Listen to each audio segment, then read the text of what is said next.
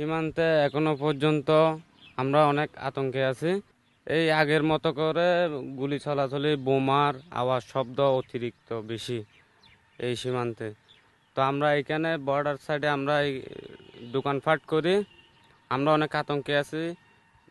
দোকানপাট মানে কিছুক্ষণ বন্ধ রাখতে পারি, কিছুক্ষণ খোলা রাখতে পারি, অনেক ভয়ে আছি আমরা।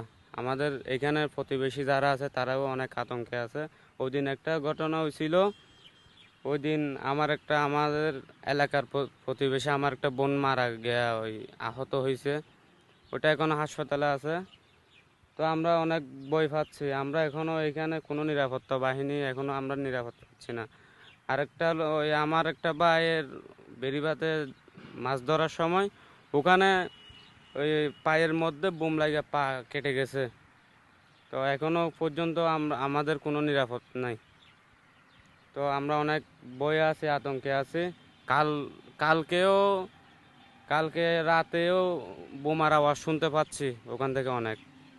তো আজকে সকালে 8টা পর্যন্ত আওয়াজ আসতেছে। ঠিক আছে, তো আমরা এলাকাবাসী এদিকে আমরা মানে বের হতে পারতেছি না। অনেক অবস্থা খারাপ এদিকে। আমরা এলাকাবাসী অনেক ভয়ে আছি। আমরা রোডের মধ্যে বের হতে পারতেছি না।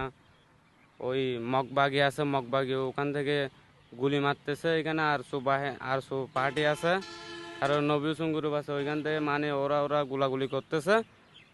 তো আমরা অনেক ভয়ে আছি, আতঙ্কে আছি।